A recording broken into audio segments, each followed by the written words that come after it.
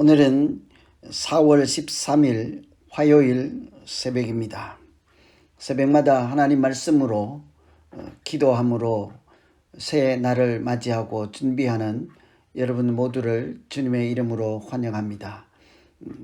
날마다 새벽마다 기도하는 것은 아무나 할 수 있는 일이 아니죠. 또 한번 그 새벽 기도의 맛을 또 은혜를 경험하는 사람들은 그 새벽 기도의 소중함을 늘 사모하며 또 힘든 가운데도 기쁨으로 감당하게 되는 그런 비결이 또한 있기도 합니다. 그래서 누구든지 은혜를 사모하고 말씀으로 기도로 하루를 시작하고 마감할 때 우리의 믿음과 우리의 인생이 더욱 윤택하고 또 보람있게 또 은혜 가운데 계속 살아가게 될 줄로 믿습니다. 힘을 내시고 새벽을 깨우는 일에 우리 다 같이 동참하시면 감사하겠습니다. 오늘은 출애굽기 19장 1절에서 6절까지 말씀으로 드리는 기도 시작하겠습니다. 우선 하나님 말씀 봉독해 드리겠습니다. 하나님이 시인의 산에 하강.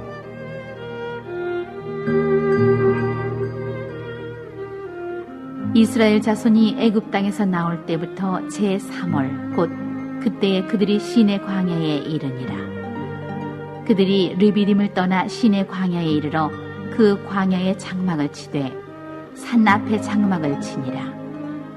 모세가 하나님 앞에 올라가니 여호와께서 산에서 그를 불러 가라사대 너는 이같이 야곱 족속에게 이르고 이스라엘 자손에게 고하라. 나의 애굽 사람에게 어떻게 행하였음과 내가 어떻게 독수리 날개로 너희를 업어 내게로 인도하였음을 너희가 보았느니라.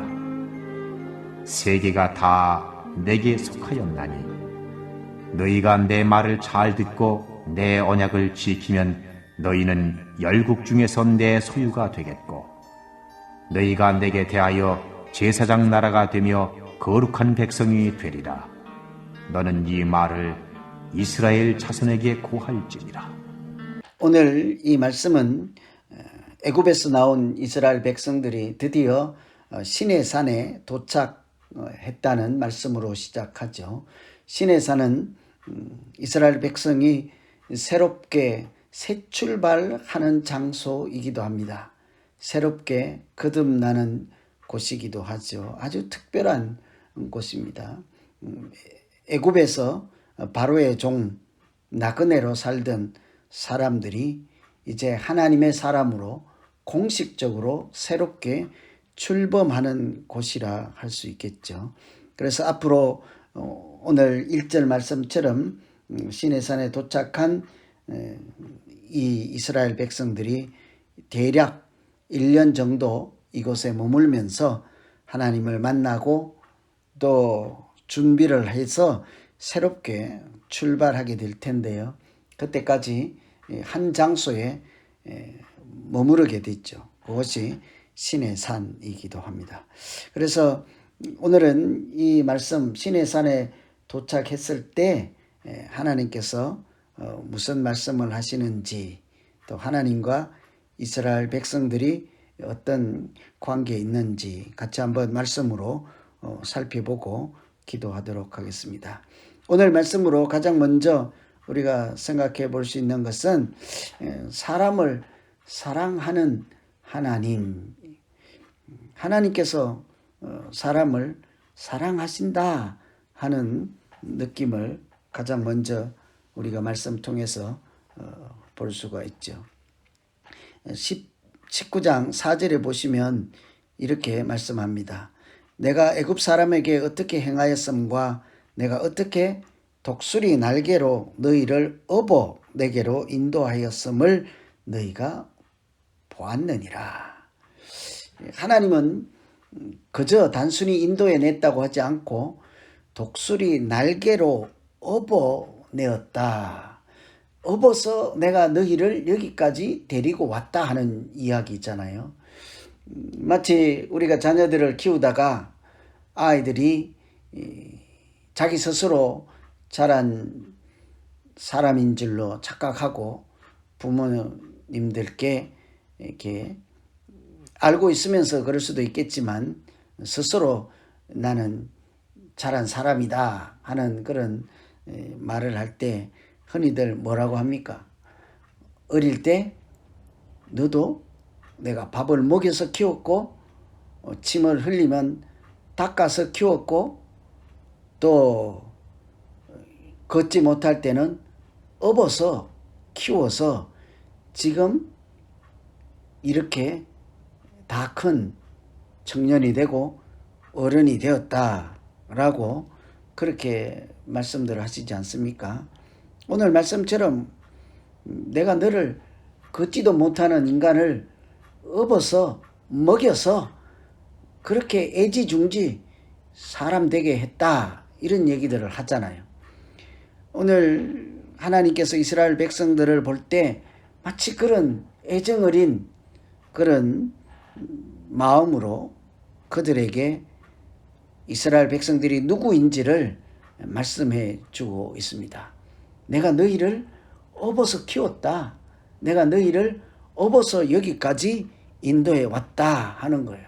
사실은 단순히 업어서 키웠다 정도가 아니라 얼마나 하나님께서 그 백성들을 사랑하시는지 그 애틋한 마음, 감격적인 감동적인 하나님의 마음을 여러분 들을 수 있습니까? 느낄 수 있겠습니까? 하나님은 그저 나를 따라오라 하고 앞장서 가신 그러고 힘들지만 빨리 쫓아오라 그런 하나님이 아니라 험난한 길, 목숨이 위태로운 길, 도저히 감당할 수 없는 길을 업어서 키우고 데리고 가고 시내산까지 도착하게 했다라고 하죠. 여러분, 독수리가 그 새끼들을 키우고 또 조금 자라면 훈련을 시켜서 독립해서 살아갈 수 있도록 자기 독수리 새끼들을 키우는 과정들 한번 보시면 눈물 겹지 않습니까? 절벽에 올라가서 어린 아기를 이렇게 절벽 아래로 떨어뜨리고 나는 것을 배우고 살아갈 수 있는 방법을 배울 수 있도록 그렇게 위험에 내몰기도 하지만 그 순간 어미는 자기 몸을 돌보지 않고 날개를 펴지 않고 맨몸으로 뛰어가서 먼저 떨어진 자기 새끼를 이렇게 구하여 다시 날개로 업어 올려서 어른이 되게 하고 독립할 수 있게 하고 사냥할 수 있게 하는 눈물겨운 그런 장면들을 우리가 알고 있지 않습니까? 하나님은 우리를 그렇게 마치 독수리, 어미 독수리처럼 위험에 내몰기도 하고 바다를 건너게 하기도 하고 광야를 거쳐 물이 없는 때를 통과하기도 하고 그렇게 업어서 시내산까지 오게 하신 하나님이십니다. 한마디로 얼마나 사랑하시는지 단순히 손만 잡고 여기까지 오신 하나님이 아니라 업어서 자녀를 키우듯 우리를 하나님의 길로 하나님의 백성으로 살아갈 수 있도록 오늘도 우리를 인도하고 계시는 줄로 믿습니다. 그래서 이 말씀을 읽을 때 가장 먼저 나는 하나님께서 업어 키운 사람이야. 이런 하나님의 은혜를 우리가 먼저 생각할 수 있어야 하지 않겠습니까?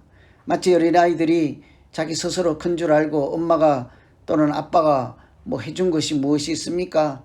나는 내가 알아서 학교 다니고 밥 먹고 커서 지금 이렇게 버젓한 어른이 되었습니다 라고 착각하는 것처럼 우리가 마치 하나님 없이 내 스스로 인간이 되고 사람이 되어서 살아가는 것이라 생각할 수는 있지만 그때마다 나는 하나님이 업어서 키운 사람이야. 그 순간 우리의 정체성은 완전히 달라지는 것 아니겠습니까?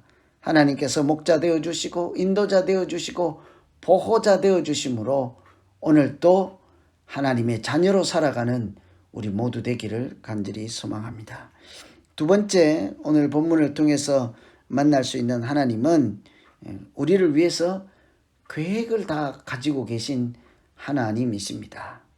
하나님께서 우리를 지키시고 인도하시고 보호하실 뿐만 아니라 장래에 우리를 위해서 청사진을 갖고 계신 하나님, 우리가 어떤 사람으로 살아갔으면 좋겠다 하고 마치 부모님들이 우리의 미래를 위해서, 우리 인생을 위해서 기대를 가지시고 또 꿈을 가지시고 소망을 가지시고 우리가 자라고 성장하게 원하는 것처럼 하나님도 우리를 위해서 아주 특별한 마음, 특별한 계획을 갖고 계신 하나님이시죠. 그런 하나님의 계획을 오늘 본문에는 뭐라고 하십니까? 너희는 내 소유가 되겠고 제사장 나라가 되겠고 거룩한 백성이 될 것이라. 이것은 우리를 향해서 하나님께서 가지신 하나님의 꿈이죠. 하나님의 계획입니다. 소제백입니다. 소제백. 소유가 되겠고 제사장 나라가 되겠고 백성이 되게 할 것이라. 사실은 다 같은 내용이죠.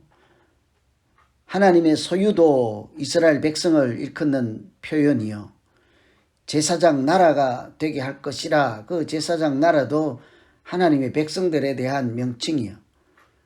거룩한 백성이 될 것이라 하는 것도 이스라엘 백성, 하나님 나라 백성들을 가리키는 다른 표현 아니겠습니까?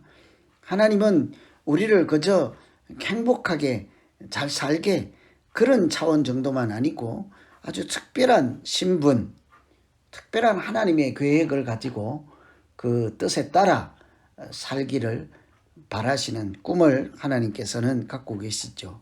구체적으로 그 첫 번째가 우리를 내 소유가 되게 하겠다는 거예요. 하나님의 소유가 되게 하겠다. 이 소유는 뭐 내 것 이렇게 소속감이라고 할 수 있는데 사실은 보물이라는 뜻이에요. 너희는 내가 보배로운 존재, 보물 같은 존재가 되게 할 것이라 하는 거죠. 얼마나 하나님이 사랑하시는지 이 한마디 표현에 다 들어있다고 해도 과언이 아닐 정도로 너희는 대충 그저 그런 사람이 아니라 나에게는 보배와 같은 사람들이다. 나에게는 보석과 같은 사람으로 만들 것이다 라는 얘기죠. 제사장 나라가 되게 할 것이다. 제사장 나라는 사람과 하나님 사이를 연결해주고 또 이어주는 중보자 역할을 하는 것이 제사장 아니겠습니까? 다른 사람들이 하나님을 만날 수 있도록 하나님의 심부름꾼, 하나님의 중간 연결자, 마치 안내자처럼 너희를 천하 만민들이 복을 얻을 수 있는, 복을 누릴 수 있는 통로로 살게 하겠다 하는 뜻 아니겠습니까? 그러니 이 말씀은 제사장 나라가 되게 하겠다는 것은 너희를 아주 귀한 일을 감당하는 사람들로 특별히 이렇게 택했다 하는 얘기죠. 그런 것 보면 우리는 하나님께서 아주 대단한 특별한 임무를 주시고 감당해야 할 일을 주시고 또 역할을 주신 그런 귀한 존재인 거예요. 할 일이 있는 사람들, 하나님의 은혜를 누구나 경험할 수 있도록 은혜의 통로, 사랑의 통로, 말씀의 통로, 구원의 통로가 되도록 하나님께서 사용하시겠다 하는 것이 우리를 위해서 가지신 하나님의 계획하심이죠. 마지막으로는 거룩한 백성이 되게 하겠다.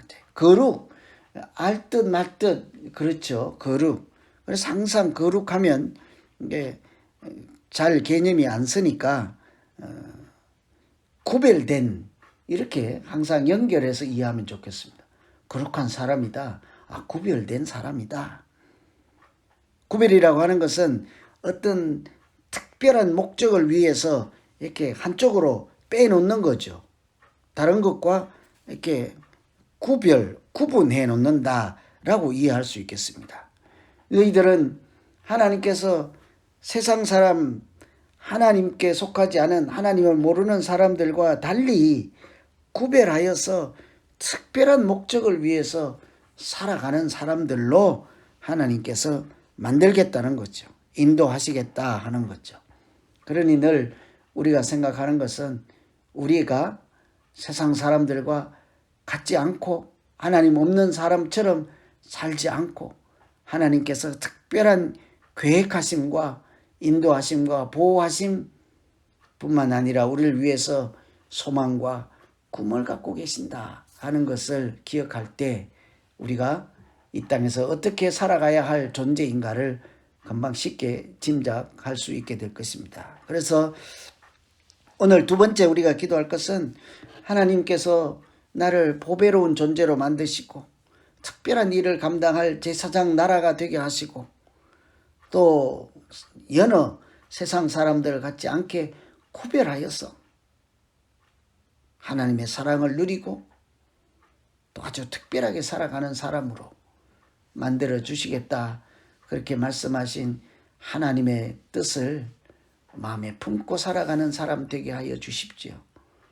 하나님, 내가 별 볼 일 없는 보통 사람들과 다름이 없지만 사실은 하나님만 생각하면 그저 그런 사람이 아니라 하나님이 이뻐하시고 사랑하시고 보배로운 존재라고 아주 나만 보면 흐뭇해하시고 기뻐하시는 특별한 사람인 것을 기억하며 살게 하시고 내 인생에 아무것도 할 일이 없는 사람, 그저 그런 사람이 아니라 하나님이 주신 아주 특별한 은혜의 통로, 사랑의 통로, 구원의 통로가 되도록 나를 통해서 일하시는 하나님이 계심을 늘 기억하며 살게 해 주십시오. 이렇게 기도하면 좋겠습니다.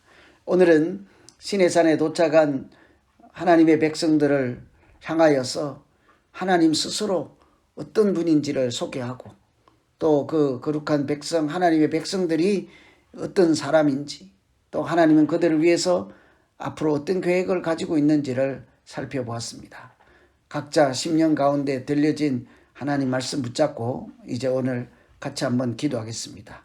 하나님 아버지, 내가 그냥 혼자 힘겨운 인생을 살아가는 것 같지만 하나님께서 한때는 나를 업어주시고 또 힘들 때는 나를 업어서 여기까지 데리고 오시고 또 이제 위험한 고비를 다 넘겼으니 혼자 한번 살아봐라 하지 않고 하나님께서 나를 인도해 가실 그 앞일을 작정하고 계획을 가지고 계신 것을 오늘 말씀 통해서 읽었습니다. 보배로운 존재로 귀한 존재로 살게 하시고 특별한 사명을 가지고 살게 하겠다는 하나님의 뜻을 기억하며 은혜로 살아가는 우리 모두 되게 하여 주시옵소서. 오늘 하루 코로나 시대에 어렵게 살지만 여전히 하나님은 나를 업어주시고 또 미래를 걱정하시고 계획을 가지고 있다는 사실을 우리가 가슴에 품고 어려움 중에도 소망 가운데 하나님의 뜻을 생각하며 살아내는 복된 하루가 되게 하여 주시옵소서. 감사하며 예수님 이름으로 기도하옵나이다. 아멘. 이제 각자 오늘 말씀 붙잡고 계속해서 기도하도록 하겠습니다. 주셔서